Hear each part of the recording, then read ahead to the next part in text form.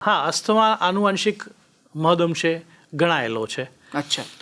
આંતરિક અને બાહરિક પરિબળોથી, એક્સટ્રિન્સિક અને ઇન્ટ્રિન્સિક ફેક્ટરથી અસ્થમા થાય એવું ચોપડીમાં લખેલું છે. બરાબર.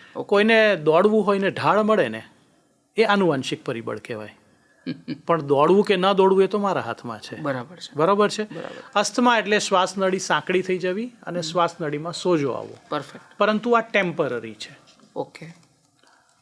હું જે પરિબળથી મને આ થતું હોય એ પરિબળથી દૂર જઉં. બરાબર.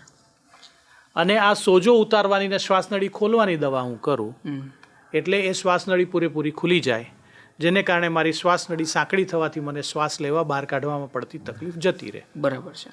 It is a reversible airway obstruction. બરાબર. અસ્થમાના દર્દીઓ સામાન્ય સંજોગોમાં નાની ઉંમરથી જોવા મળતા હોય છે, જેમને એલર્જીને કારણે નાક, કાન, ગળામાં જે એલર્જીક રાઇનાઇટિસ કહેવાય, અને એને કારણે જેમને તકલીફ થતી હોય એ આગળ જતા અસ્થમામાં પરિબળોમાં પરિણમતી જોવા મળેલી છે. બરાબર. 20 થી 30% લોકોને એલર્જીક રાઇનાઇટિસમાંથી અસ્થમા થાય છે. બરાબર. પરંતુ અસ્થમાની સારામાં સારી વાત એ છે કે ઇટ ઇઝ રિવર્સિબલ, અચ્છા, it is treatable, okay, it is fully controllable. It is not curable. It is અસ્થમાની ટેન્ડન્સી હોય, બાહરી પરિબળોથી થતું હોય તો એ ક્યોરેબલ.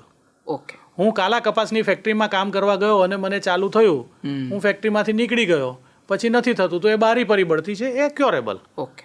પરંતુ મને નાનપણથી જ એલર્જીક રાઇનાઇટિસ છે અને મારા જીનેટિક તત્વોમાં એ આવેલું છે, તો મને એક નહીં અનેક પરિબળોથી આ તકલીફ થશે. મારી શ્વાસનળી વારે વારે વાંક ઉપાડીને બેસી જાય, સંકોચાઈને બેસી જાય, કોઈ ઉપર ગુસ્સો આવે તો પણ બેસી જાય, હું ઝડપથી દોડું તો પણ બેસી જાય. તો that is called as controllable but life long.